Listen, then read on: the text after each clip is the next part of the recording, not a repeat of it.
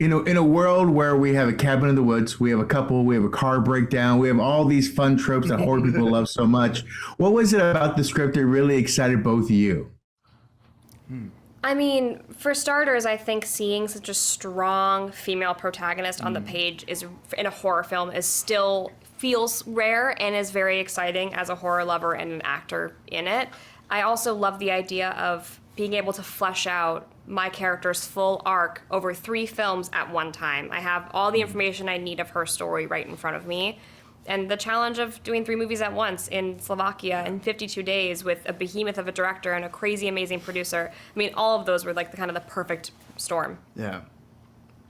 And then Froy, you are the maleness in this. You are the guy who goes out and is like, I got this kind of, but he's always, cockiness is never good in a horror film or suspense film of any sort. So how did you kind of perceive the character to kind of get away from those things, but also serve? Yeah, yeah. I mean, the original from 2008 with Liv Tyler and Scott Speedman is so good, and Scott Speedman is kind of the analog to Ryan in a lot of ways, and so I definitely didn't want to do the same thing he did, because there was no way I would be able to do anything that good. So we kind of took it in a different direction, and the dynamic between Maya and Ryan is different, right? They've been together for a really long time.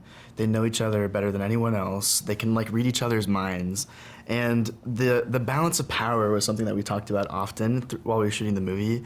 As far as like there isn't like there's no like machismo. There's no like one person kind of taking the lead. They're like a team, and they work together so well. And we wanted to show that like these 2 people can communicate. They're good, like they're good under stress. They're good together, and they kind of like they kind of cover where the other person lacks a bit. And so yeah, I think fleshing it out in that way and just like making sure that they felt lived in and grounded and real.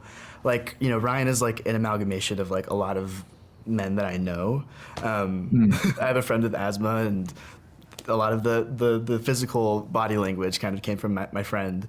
And so, yeah, I just wanted him to feel like a guy that I know. So that was kind of my objective. Yeah. Madelaine, if a friend were to ask you about The Strangers, and they hadn't watched the original, how would you best explain this story? Our story?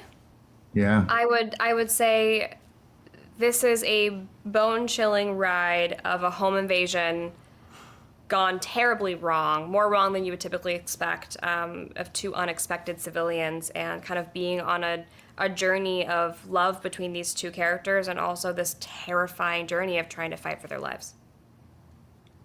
Now, I've been on horror sets. I've seen many BTSs.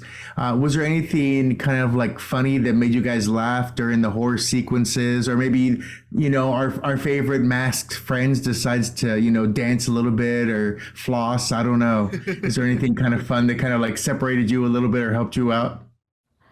Honestly, the thing that helped me out the most was that everybody stayed in character. I shot 3 movies in the same day most of the time. Like I do movie 3 in the beginning of the day, movie 1 in the middle of the day, movie 2 at the end of the day. Crazy. So we didn't have a lot of time to like be messing around on set. And I was very thankful that we had 3 amazing actors who were masked, who like really stayed in character when they were around me. So we would do 1 or 2 takes of every scene and like kind of move on. We didn't have lots of time. Yeah. Did Rennie say anything to you about your relationship, or about maybe Maya's mindset, perhaps, that he wanted to kind of set as he sped you through the times and through the chapters? We did so much prep work on this film that by the time we actually got to camera, Rennie, Courtney, Froy, and I were all so dialed in with like what we were trying to achieve. We had a lot of conversations about Maya's mental state over the course of all 3 films, being kind of like a secondary character that's really a huge piece of the story. And a lot of that played in, sound mixing, which has been very interesting as well. So, yeah, of course, we had many a conversation about like my character's objectives and where she's at and her motives and her mindset and her mental health. Very cool. Thank you very much. I hope everyone in your world is happy and healthy, and have a good day.